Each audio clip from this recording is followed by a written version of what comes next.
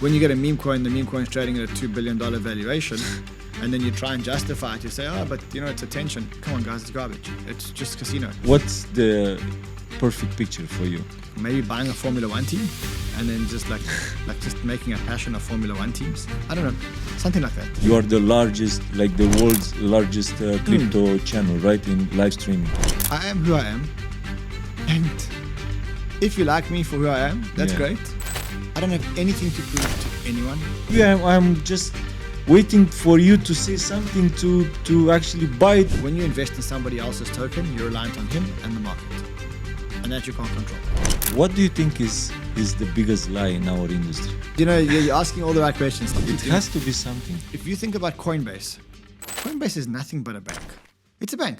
Exactly. So I always use this example because I think it's the best example in the world. And Yeah. that's me. Like, it is what it is, and I can't change it. Like, So maybe this is the biggest lie in our industry. your brain is limited capacity in terms of what you can process and what you can think about in a day, and that's not one of the thoughts that occupy my mind. To look something that you are not somehow. You're speaking about something that maybe you're speaking to the wrong person right now, and I'll tell you why. Pure entertainment. Hopefully you can get to number one too. Yes, why not? That's why I'm here. Yes or no? If the answer is yes, continue to explore further. If the answer is no, cut the discussion immediately. Do you see anyone bigger than you in our industry right now? You get very tired, you can't think. It's such a stress, man. It's such a stress. What you're talking about is such a stress. And then you're like, fuck, okay, now what? Like, fuck, I'm not doing this. Don't forget to like this video, to share this video, and to subscribe to the channel. These guys are doing amazing things. And when you like and share and subscribe, it just helps us all. So thank you very much. Nothing about. Okay, ICN Talks, guys. The biggest day in our history as ICN Talks podcast.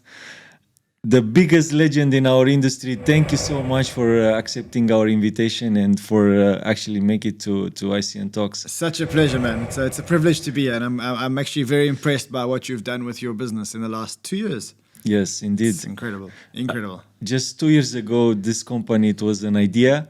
And now sitting here in front of you, it's an unbelievable moment. And I'm super honest right now. I've been watching your stuff since forever, like endless nights, taking notes on all your interviews, on all your episodes. So I'm glad I have that effect. I'm glad that I could inspire you to do this. I really am. Yes, indeed. Yeah. And I'm 100% sure it's not only me in this page. Yeah, you have so much impact in the industry. That's yeah. I mean, that's really why I do it. Like, I mean, look, obviously money is nice, but I have a lot of money because I sold my media company before I started in crypto. So I kind of only do it because I love the industry, I love the technology, and I love helping people. I love inspiring people. So that's why I do it. That's really why. Yes, indeed. Yeah. Do you think in this personal journey, do you think like you've been through this, like you sold the media company, and I'm assuming that after that financial, it was the finance was set, right? Yeah. And then the more you move forward and develop other businesses, you actually go closer to your next best version that is more close to your soul rather than money and business. So that's as a business itself. You go more in a pleasure, developing like, okay, this is more like who I am, right? So that's a very good insight. The first time that I succeeded in business was because I had to prove to myself that I could succeed in business, right? And then you don't really care about what you do. All you care about is that you can succeed. And by success, we say, can we build a big business? Can we make money? And can we ultimately sell it? That's the first time round. Once you have the first big exit and you've proved to yourself, number one, you've ticked the box of I can do this. And the second thing is you now have enough money to kind of do whatever you want. The next time that you do a business, that's the time that you really have an opportunity to do something that's really close to your heart. Like for me, express yourself more. Yeah, my first business, look, I didn't hate it. I liked it. I enjoyed it every day. Not every day. I enjoyed it. But I wasn't working for the right reason. I was working because I needed to prove a point to myself and because I needed money. I didn't have enough money. I always made money, but I didn't have enough money so that I can be relaxed and I could be free. Now, what I've learned is that money is freedom. That's all money is. Money is freedom. And I know this because, obviously there was a time in my life where I had a lot of money before I lost money on Luna. I had a lot of money. And I realized that when you lose money, when you have money, all that money gives you, because you're not going to spend, most people probably won't spend all their money, right? And all that money allows you to do is it allows you to have a safety net that allows you to take more risks and do more things without thinking of consequences. And that's the definition of freedom, right? It's to be able to do whatever you want without having to worry about the consequences, right? So I always use this example because I think it's the best example in the world. If you're rich and you miss your flight, then you'll buy a new flight. Like let's put it this way. If you're a billionaire and you miss your flight and a new flight's going to cost you $2,000 or $3,000, so what? If you're poor and you miss your flight, that you could have maybe destroyed 1 year of savings for a vacation, right? So all the money gives you is freedom. That's all it is. And so once you make money the first time that you're in business, the second time you have the freedom to do what you really want to do. In my case, I wanted to make mass impact on a mass scale, which means that any business that I wanted to build could never be localized. It always had to be mass. I needed to, for me, after I sold the first business, I probably went through 1,000 business ideas that I evaluated, some for 1 minute, some for a few days, some for a couple of months. The litmus test for me was, could I be mass impact on a global mass scale? Yes or no? If the answer is yes, continue to explore further. If the answer is no, cut the discussion immediately. And if you look at what I'm doing now, we have a platform. It's a global platform. It's a big mass global platform. We have over 2 million subscribers across our platform, our different channels. And ultimately, we have a mission to change people's lives. And yes. And that's and when you have a microphone to over 1 million people and you have a mission to change 1 million lives, then by definition, you can make mass impact on a mass scale. And that's really why I do this. So I'm enjoying this much more. What is the feeling when you go live and you literally have these numbers in your mind? Like 1 million people will literally watch and see every single word that's coming from my mind. And it's okay. It's everything looks amazing, big numbers, and you are the largest, like the world's largest crypto channel, right, in live streaming. Yeah. So this one comes with a lot of responsibility as well, because whatever you put out there, it's you can't just play whatever you want right now, right? I guess you're right.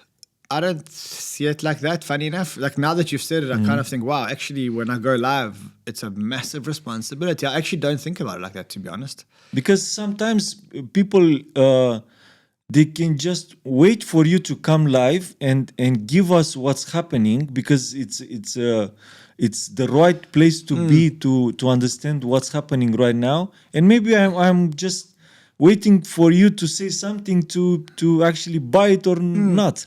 I guess you have a very high sense of responsibility, but I don't think about it like that. Like I see my show, and I'm sure you've said you've watched a lot of my shows. My show is a reality show, and when I say it's a reality show, I learn crypto all day. I have a team of 10 researchers, and together we learn crypto all day long. Once I'm finished learning crypto in a day, I make portfolio moves, or I don't. So if I study Sui and I decided that today it's a good day to buy Sui, then I buy. Then I go live and I tell everybody what I learned and what I did. What did I learn? What did I buy? What did I sell? And if you've watched my show, you know that. Yeah, of course. Now, I guess that it has a sense of responsibility, but if I'm willing to do it myself, I'll never tell you to do something that I don't do myself or intend to do myself or want to, but maybe sometimes can't afford to do myself. And like sometimes you're out of money, but there's a good token that looks amazing to buy. I guess the biggest sense of responsibility is my own wallet, right? Now, I know that people follow me. And so sometimes, when there's like crazy, ridiculous, risky calls, I try not to do it. But you know what my problem is? My problem is I can't keep any secrets. And so eventually I always, like, I see people asking in the comments, what about this? What about this meme coin? I'm like, okay, listen, guys. So it's like, just the way that I do it is, I think the idea behind it is just be authentic. Tell people who you are. Tell people what you learned. Tell people what you're doing. And then, you know, if they know, I always say, if people know the why and they still decide to make the same decision that you made, then the responsibility becomes on them. So if I go into my show and I say to you, buy Sui, then the responsibility is on me. If I go into my show and I say, look, guys, I had a look at Sui today. They announced amazing. They announced this. They announced this. They announced this. Their valuation relative to this is this. Then, when you buy or don't buy, the responsibility lies in your hands. And so, as long as you're always sharing the why, then your conscience can be clean. What do you think is the biggest lie in our industry? The biggest lie in our industry, probably the valuations. I mean, the valuations of it. I mean, when you get a meme coin, the meme coin is trading at a $2 billion valuation, and then you try and justify it. You say, oh, but you know, it's attention. Come on, guys, it's garbage. It's just casino, and just call it what it is. It's a casino. So I think that the biggest lie in our industry is when people look for value where there's no value, and they justify that they're buying. They try and justify that they're buying value when they know that they're just buying hype and sentiment. And what's your interpretation when you get in touch with these projects that at your level of experience by now, you know that somehow you feel it, you don't know, but you feel that that project will perform in a way or another that you like it, right, as the numbers. What do you do? So, I mean, I have a problem that I'm too honest. And so, like... But you know there's zero utility there. So I'll tell you what the problem is. The problem is that let me give you some examples. Sometimes my sponsorship team find a project that they think is good. Now, the sponsorship token has offered us money to be on our platform, $50,000, $100,000, whatever it is, right? And the sponsorship team thinks it's good. Obviously, the founder thinks it's good. I hope the founder thinks it's good. And then the founder presents to me, because before I bring on any platform any sponsor onto our platform, the first thing I do is I meet them for an hour and I learn the platform so that I can put my name onto it. And sometimes they're not good. They're just not good. And I tell them that they're not good. And the problem is when you tell them that it's not good, number one, you're forfeiting the money, because if you tell me ICN wants to sponsor my podcast or whatever it is, and I tell you, I listen to your pitch and I'm like, guys, I'll ask you 10 questions. I don't like the answers to where are the tokens held? What is the token distribution? What does the product actually do? What do I use the token for? And you don't give me the right answers. Then I can't help you. I'm not going to put you on the show. But then you disappointed the founder, because number one, he wants to be on your show. Number two, he's dedicated his life to this and he can't understand why you can't see what he sees. He's emotionally attached. What he doesn't know is that because I'm in the media, I get to see a lot of projects. He's looking at one project. I get to see 1,000 projects. I study projects, I get sponsors, I get research fed to me. So my view in terms of where his project rates relative to other projects is much wider. On top of that, I've been here longer than most people. So I've been in crypto since 2015. I've been full-time, I think, since 2016 or something like that. So there's not many people that have been here full-time since 2016 and seen many of the people that were here were only looking at Bitcoin. I was looking at shitcoins all the time, right? So, and also I came from a place where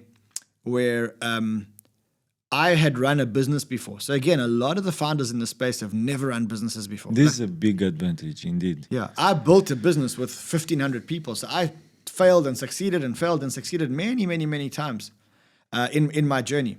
And so I have all of that put together. And so this is a very, very tiny line between Crypto Banter as a business and then as a reality show, right? Because at the end, you need numbers for your business. You need to take some sponsorships. You need to move things forward, right?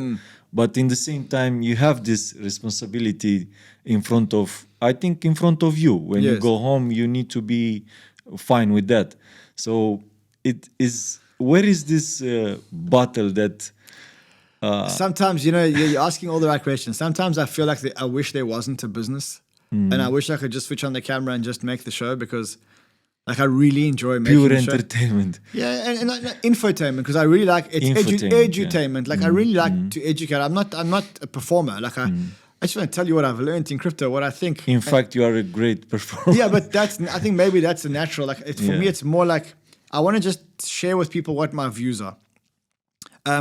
Unfortunately, I also have to run a business. It's like, oh, come on. Business, I have to hire people, and I have to do, like 50% of my day is meet more people to come and work in the business, tell people what they're doing right and what they're doing wrong. But let's go back to the early stages, because I want to take advantage that also for your presence here, but for your experience. Everything started with our big boy, with Bitcoin, right? Yes. Who is Satoshi Nakamoto? Who cares? Who cares? It's irrelevant at this point. Who cares, man? Really? What we've proven is that the only time that I'll care is if Satoshi Nakamoto is a government, and if somehow they have a backdoor key to Bitcoin. Otherwise, I really couldn't care whether it's you or whether it's him. I don't care if Satoshi Nakamoto is. I think it's better that people don't care, because I think if we find out who he is, then it may just add another dimension to Bitcoin, which currently works very well because there's no founder. But you have your own thesis somehow, right? I don't care. Is CIA is... think about it like this. Your brain is limited capacity in terms of what you can process and what you can think about in a day. And that's not one of the thoughts that occupy my mind. In the beginning, when I got into crypto, I cared about it for a very short period of time. And then I was like, I'm actually at peace with the fact that I don't know who he is, and I don't really care. I think also I had a similar answer from Yatsu. We have him here twice, and his answer, it was very similar. Like at this point, it's the stuff is so big that doesn't matter anymore. Even if you show up, like who cares? Is irrelevant. But I wanted to see your point of view in this, because we do, I must say it doesn't really matter at this point. It would have mattered in the beginning in 2011 or 2012 or even 2015 and 2016, but now it doesn't matter. If it was like I don't know, 20 million market cap or something, then maybe it was. I'm happy at the fact that there's no founder, and when I say no founder, I'm happy that he is a dormant founder and not there's a difference between a founder who is not active anymore in his ecosystem to one that is anonymous but still active in his ecosystem, right? So a lot of projects that are anonymous say, but hold on, but Satoshi Nakamoto also didn't reveal his identity. Yes, but he also isn't involved day to day anymore. I'm counting on you to be involved day to day, and you don't want to tell me who you are. Usually I don't invest in those projects. Yeah, and there is a quite big difference between the code itself as a network, how it runs and everything like that, all these technical perspectives, right? But that code is one thing, and the Bitcoin implications as a global financial, Isn't it one and the same? Like the code, the reason Bitcoin they're totally different thing. Okay, we can have like 5 master brain guys that they develop the code, they code all this type like perfect, okay, untouchable, everything. But then go with that in like country level stuff, global implications. That's a totally different power. It can't be to one founder. Like it's a little bit. I don't know. I mean, I think, to be honest, I think the way that Bitcoin is structured is optimal now. Code works. Code's very difficult to change. Nobody's going to change the code because you know how hard it is to get a BIP approved. So yeah, I think it's the way it is perfect. Where do you see? Let's say in a 20 years. Let's go a little bit longer with that. Like how do you see this the money landscape? How do I see the money landscape? Yeah, like banks totally removed from this game. Like, I mean, who will go to wait on the queue 30 minutes for a transfer? and drive 30 Well, minutes to the branch. I mean, I know you say that, but most banking is actually done online via an application today. I must say, I have a traditional bank. I haven't been to a bank except when I was in the USA, because USA are very antiquated. But they are still calling you. You need to come to the branch to update your ID or stuff like that. Some of them, they are still going. Look, I'm It's not unbelievable. I'm not that much against the banks because I think banks do serve a purpose, right? Like, for example, I'd rather have my money in a bank and insured than risk losing my private keys and not being able to touch my money, or somebody else having my private keys and stealing my money. I would prefer to be with a bank, to be honest. But I think the banks need competition. And I think there's nothing better than the competition that they currently have. Does that mean that there's no space for banks? Well, no, because if you think about Coinbase is nothing but a bank. It's a bank. You put your money in, this time it's not fiat, it's Bitcoin, and they store it for you. And they look after the keys for you and they put it in their own vaults.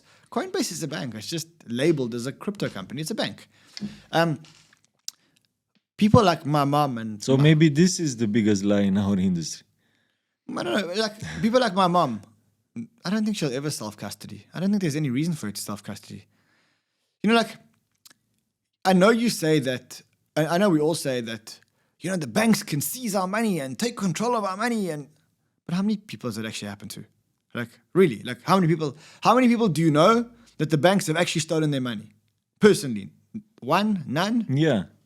It's not really a big problem. No, it's not about stealing, even though happened a couple of times. When you go, you have a certain amount and they know its maximum allowance is $100 per day, or in certain situations. Yeah, that one is not nice. Is super annoying. Yeah, but that usually comes from regulators. Yeah, that's usually not the bank being assholes about it. It usually comes from a regulator. There's usually, for example, you think about anti-money laundering.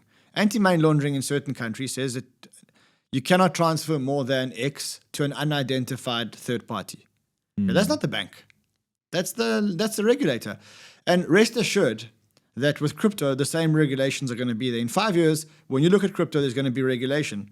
And it's going to be very similar to the bank regulation. That's why I ask you, in 20 years, to have this time frame, because Bitcoin as a money, I'm not talking as a network, right? Bitcoin money. Where do you see it? Where do you see this edge from the control perspective? Because why do governments have power? Because they control the money. Exactly. And so basically, if what you're saying is right, for which reason in this world they will just transfer this power to the people? They won't. They never will. And so what they're going to do is they're going to regulate crypto in such a way that they have control. And how governments have control. How do governments have control of your taxes? They say if you don't pay your taxes, you'll go to jail. Simple. It's a very simple, very simple calculation. If you don't pay your taxes, we will take away your freedom, right? Yeah. So just think about it like this: if you transfer your crypto to someone, and you don't know who the third party is, and you don't have KYC, you will go to jail. Okay. Where do you live in Dubai? Yes. Okay. So if they said here, if you transfer any crypto and you don't have the identification document of the third party, and we catch you, you will go to jail. Okay. What are you going to do? You're going to have the identification. Using Monero. No, you're not, because you're going to risk going to jail, right? You're not going to risk going to jail. Because humans cannot have their freedom taken away from them. Yes. So that's why it is. I have friends with a lot of let's say passion behind Bitcoin, right? Yeah. And I'm sure you have. At one point, everything makes sense, but at one point, I'm losing them because they live in such a, from my perspective, la la land, where they think they can do whatever they want, whenever they want, how they want.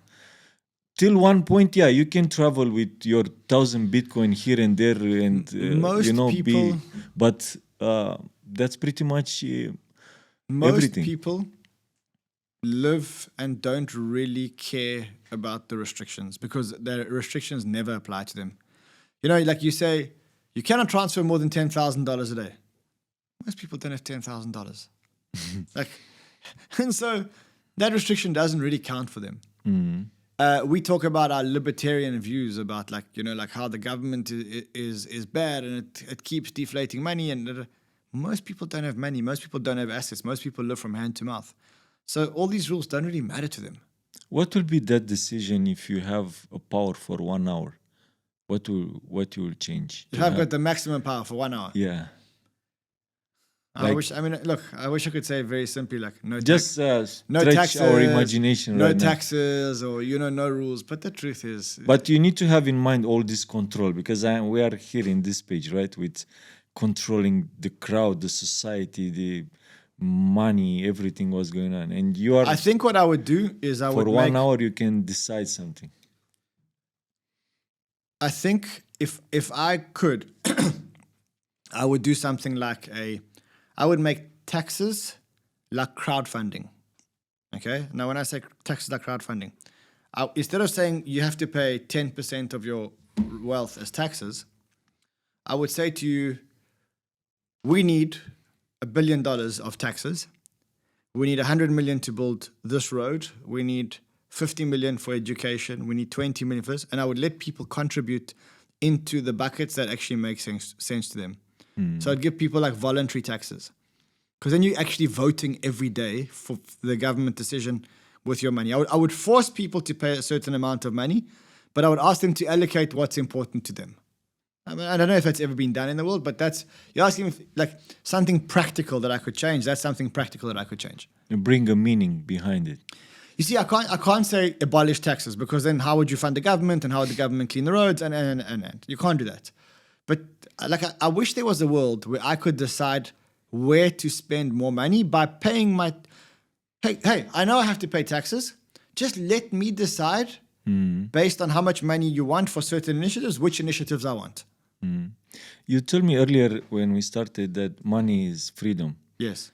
I believe the same thing. The money is just a mental game, and it's just feeding your own thoughts there, because it's a totally different experience, even if you experience the same thing. But when you go to basics, but having everything accessing basics, if you just take your wife to the beach, eat one pizza, stay there watching sunset, but you have $100 million in your bank account. There's two factors. That sunset is different than the other guys next to you who have like full of loans and debts, right? There's two factors. Why is that? So there's two factors. The first factor is you have to get to a certain level of money where you don't have to worry about the basics, right? Like, let me tell you something. What's that level, right? So let me tell you something. The numbers. What's that level? There's no numbers. Let me put it this way. If you're worried about putting food into your mouth, and if you're worried about putting a roof over your head, and if you're worried about being able to put clothes on your kid's back, that's one level of worry, right? If you're worried about whether you can get a yacht or whether you're going to go on to another holiday, that's a different level of worry. So I think there comes a point of comfort. Now let's define comfort as like basic comfort, right? Like where then it becomes how much luxury do you want in your life? So that's the first thing. The second thing is that, unfortunately, the more money you have, the more good things you are exposed to. And once you're exposed to something that is a luxury or a good thing, and I think the best example of this is if you fly business class. Okay, once you've flown business class once, like you can't go back. You can't. It's the craziest thing in the world, and I think airlines have worked this out. Once you've flown business class once, they know that you can never go back to economy class. That's why sometimes they upgrade you for free. Yes. My feeling about airlines is that they should never, ever, ever fly with empty business class seats. What they should do is they should have a customer profiling engine. Yes. And they should be able to identify using metrics which customers are most likely to be able to afford to upgrade. And those people, if there's an empty business class seat, those people should always just get it automatically. Because once you've flown once and you've tasted the long seats and you've tasted all of that, you ain't ever going back to economy class. It's impossible. This is a principle that it is happening on all our life aspects, because even take luxury goods, right? Like LV or Hermes or something like that. the core customers of LV are not is not the millionaire guy. Is the guy who wants to look like a millionaire. They go and access something that which is like the level up their life, but they are not there yet. But they want to look like millionaires. I think this is the principle. You always want something that it pushes you to look something that you are not somehow. You're speaking about something that maybe you're speaking to the wrong person about, and I'll tell you why. I guess I could probably afford to buy clothes anywhere. Like when I say anywhere, I don't know, I'm sure there's places I can't afford, but when I see people buying a belt for $50,000, and look, I could buy it, but why? I don't get it. What am I like? Why should I buy a belt for $50,000? I don't get it. I never have. Like you catching me on the one day where you can actually see a brand on my I used to. Let me tell you a story. I live in South Africa. When I lived in South Africa, I lived in South Africa, then I moved to New York, and then I moved back to South Africa. So when I lived in South Africa the first time, I had a clothes fetish. I used to buy the best suits, Armani, Hugo Boss, like Ferragamo, you name it, I used to buy it. Every time I used to go to a shop, I used to buy suits and ties and shoes and whatever. Never wore them. Never, ever wore them. Yeah, but you had to go through that one, right? This is me. Yeah. Jeans and a t-shirt, and that's me. Like it is what it is, and I can't change it. Okay, now when I see people who wear Louis Vuitton shirts with Louis Vuitton, or Gucci shirts with Gucci, I'm like, what are you trying to show me?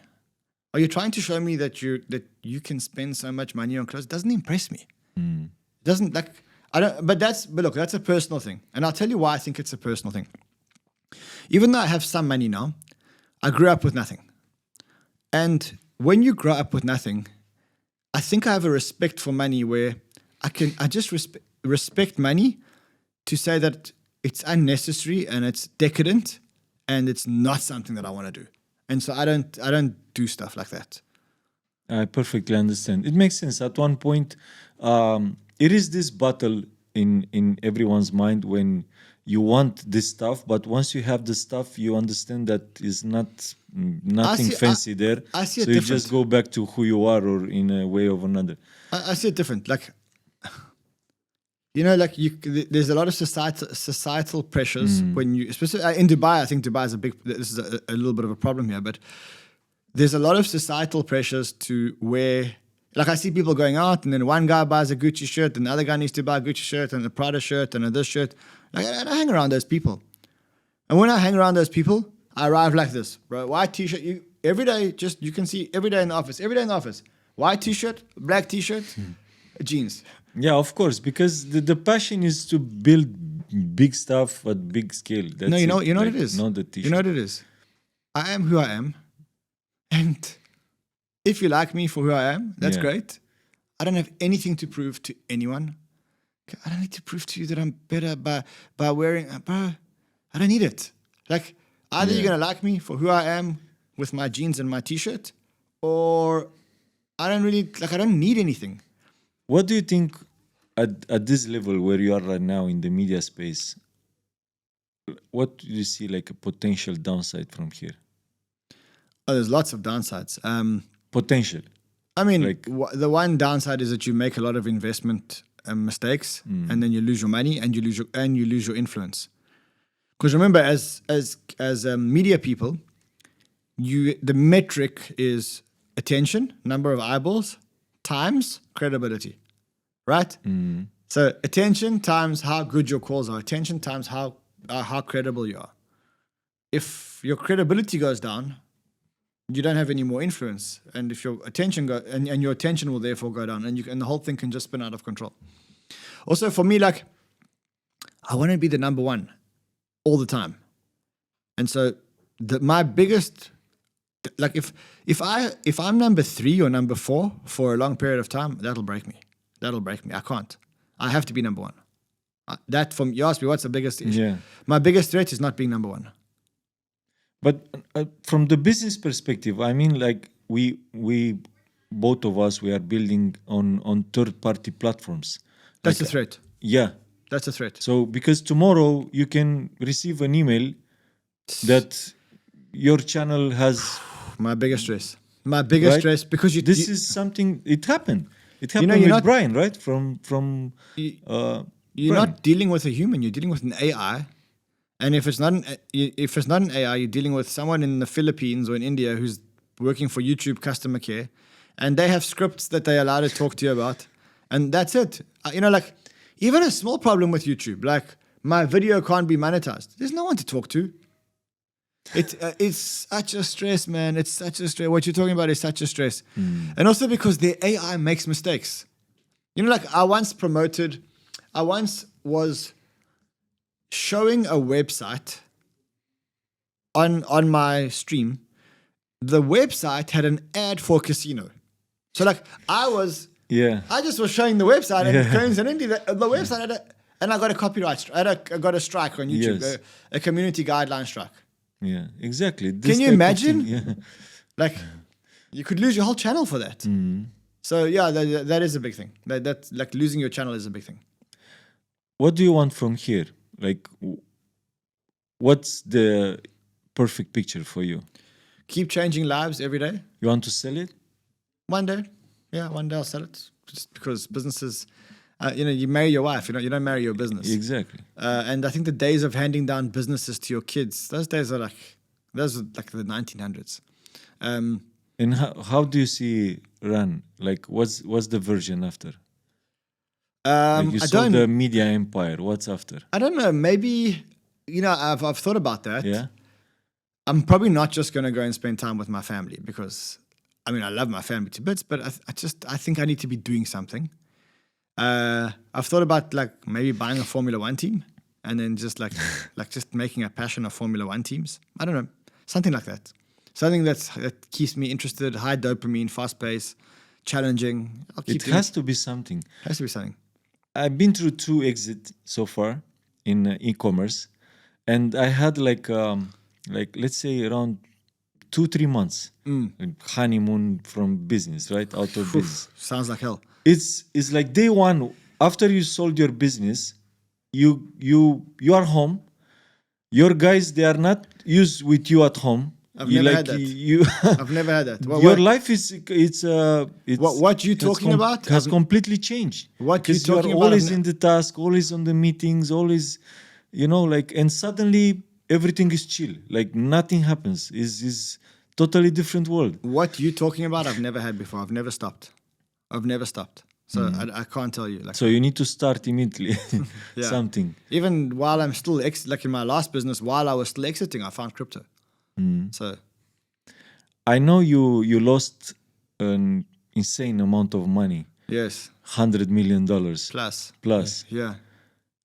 What's that next second of awareness feeling like? Like you've been punched in the face by Mike Tyson. Just imagine if you're standing in a ring and you got a punch in the face from Mike Did Tyson. you start shaking? What was No, it's the beyond reaction? that. You don't shake. It's beyond that. You become lifeless. It's your brain just shuts down, and then you're still alive and you're still walking, but you get very tired. You can't think. You feel to cry, to You're laugh, angry. to all You're of very them angry. together. You're very angry. You keep double checking to see if it actually happened, which is the denial phase. Then you start rationalizing it. Then you got to accept. Once you accept that you've lost it and it's gone. Oh my God! So you have this chain of thoughts, like you just wire something that maybe this one happened and nothing happened at the end. First, So you think to yourself, "This you is a look dream." for this. First, you think this is a dream. Then you realize that it's not a dream, but maybe the token will recover. Then you realize the token's never going to recover. And then you start thinking, maybe I've got some other money hidden somewhere. And then you realize you don't. And then you're like, fuck, okay, now what? And that cold second when you spent all those options. Anger. And now is Anger. that moment of awareness. Anger at yourself for not taking profits. Anger at yourself for not being smarter. Anger at yourself for not doing what you were supposed to do. It's angry. And then once you've rationalized the anger, then I think you get to turning point in your life. And the turning point says, either I'm going to be defeated or I'm going to come back and fight like a motherfucker to make sure that not only do I make the 100 million back, but that I make a lot more. Now, I say that and everyone says, yes, I will definitely fight. But it's not like that, because in my life, I've had two of those situations, and one beat me and one I beat. So let me give you the one that beat me. I went to learn how to do skydiving. I'm very scared of heights. And I went to that's why God made me so short, because he knew that if he made me taller, I'd be very scared to stand up. I'm very scared of heights. And I went and did a skydiving lesson. And for how you do skydiving lessons, the first couple of days, you learn on a book and you learn how to lie like this. And then you go into a tunnel, and where you lie and you like this. And then you got to pull parachute and whatever. And I was the best student in the thing. And then I went up on the airplane and I was number 3 on the jump. So the first one jumped, the second one jumped, and it was my chance. I went to the door and I got a vertigo. I got very dizzy. I was like, I can't skydive. And I went back in the plane, and everybody didn't do it. And everybody else jumped. 15 people jumped, and then they said, "Look, last chance. Do you want to jump?" I went back to the door. I looked down. I was like, "Fuck, I'm not doing this." And so skydiving beat me. I was defeated by skydiving. I've never been able to go back. I still, every time I think about skydiving, I get a little bit of anxiety, and I feel defeated, and I feel scared. But I have no intention of ever trying to beat it. In other words, skydiving beat me, and that's okay, right? So that's why I say, it's not obvious that you're always going to get up. Look, losing money could have beaten me. And then I could have decided that I'll just live with less money and that I'll be okay. Yeah. But I made a decision actually my body made a decision for me that I'm going to come back and I'm going to fight harder than I've ever fought. And I'm going to focus on things that I can control. Some things you can control, some things you can't. When you invest in somebody else's token, you're reliant on him and the market. And that you can't control. When you build a business in this industry, maybe the market will be bad, but you still have a certain level of control. You can stream more often, you can stream less often, you can pull the levers. So the decision what I made was to focus on something that I could have slightly more control over. That's exactly the reason why I have no, how to say this, I can't put any logic behind those type of things like skydiving or jumping, from bridges, or why someone why would you do something with such a high risk of losing your life for 3 seconds maybe, right? And lose everything else, a lot of experiences that, the ground can offer you. Why would you do that? There is no reason in this world to... The answer is very simple. Just for the adrenaline? Just for Dopamine. Dopamine. Simple. Dopamine, adrenaline, for rush. that to 2-3 seconds Rush. to... Rush. Mm. Well, let me ask you a question. Why do you trade? Do you think it's dopamine? Of course it is. It's a drug. Mm. It's one of the most powerful drugs in the world. One of the most abused drugs in the world. Look, I'm an addict. Well, I was an addict. I think I've cured my addiction, but I'm an addict. When I say to you I'm an addict, I know for sure I was an addict. I was addicted to a few things. I was addicted to number go up. I'm not addicted anymore, but number go up. I had to have the number go up. If it wasn't the YouTube views, it would be the leverage. And if it wasn't the leverage, it was the Bitcoin price and. I am addicted to number go up. Right? And that's you also. I noticed something. So you sold the media. Now you are also in the media, but in a higher speed of media. And from here you want to go to Formula 1. So you are keep increasing this speed of dopamine. Dopamine. I'm addicted to dopamine. Yeah. I'm addicted to higher and higher and higher. Then you go to jets or what? What will be after exit? What Formula is dopamine? 1 exit. Dopamine is the reward hormone. It's the self-recognition hormone. It's the reward hormone. It's the reiteration hormone. So when you think about what am I addicted to? I'm addicted to building because it makes me feel like I'm achieving, and that gives me a positive feedback loop. Someone said to me once, "You're addicted to dopamine," and he said to me, I said, "Oh, what should I be doing?" He said, "You should just be."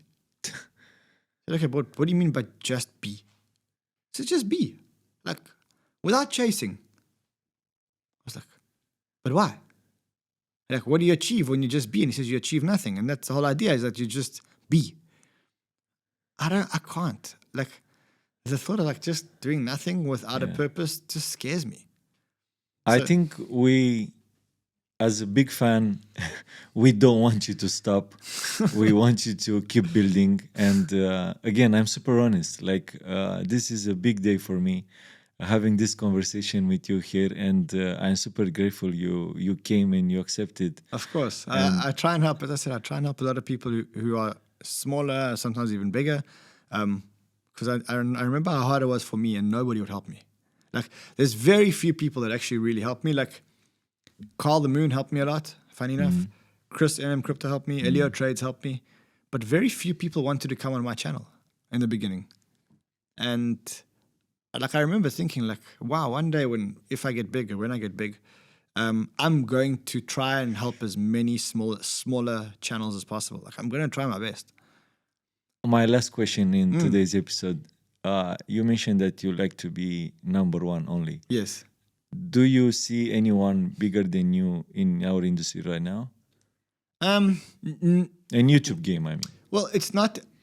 Look, there are people that have, like, for example, I really respect Ben Cowan's content, and he's got a very, very, very good community, and I think he's also a number one. I think we do slightly different contents, but he is a number one, right? You know, like, am I directly competing with Ben Cowan? Yeah, but he's got an audience he's all about technical analysis and Bitcoin. And Alex Baker, maybe. Yeah, maybe he does get a lot of views. I think he's very powerful. Yeah, I mean, he's good. Yeah, I think Coin Bureau. Yeah. Coin Bureau. I mean, I love the guys, but different game. Yeah. Scripted content, reading off a script all the time. Anyway, I think this is the beauty in I love all the guys. All this game, right? It's Web3. It's about community. It's about everyone doing their own things with the community behind. And that's the thing. You inspire me, and hopefully I can inspire others. And that's the thing. Hopefully you can get to number one too soon. Yes, why not? That's why I'm here. I want to build big things, and with your help, of course, with the biggest guys in the industry coming to the podcast, and just keep grinding, just keep asking, just keep getting no's. Even like now, we get a lot of people saying no to join. We just keep finding them again and again and again. Yeah. Sometimes also that's why I go to the conferences, because when you arrive at the conferences, they meet you and you can speak to them face to face, and they can see that you're actually not like a nice guy. In fact, I met your team 2 years ago, and I tried that time as well, but look, we do get inundated with requests, as you can imagine, and so it's like it's hard to please everyone and to go on everyone's thing. Also, look, we don't have much time. Like, it takes me 3 hours a day to do my show, like prep and do my show. Plus, running a business is not many hours that you can just dedicate to drive to a studio, meet someone. It has to be someone special. Thank you so much again. Appreciate, and keep doing what you're doing. And you too. Just amazing. And best of luck. Thank you very much. Thank you, my friend. Thank you guys for watching. I hope you liked the episode. If you are still here with us, again, big thank you for you, and see you again on the next one. And don't forget to like this video, to share this video, and to subscribe to the channel. These guys are doing amazing things, and when you like and share and subscribe, it just helps us all. So thank you very much. Nothing above.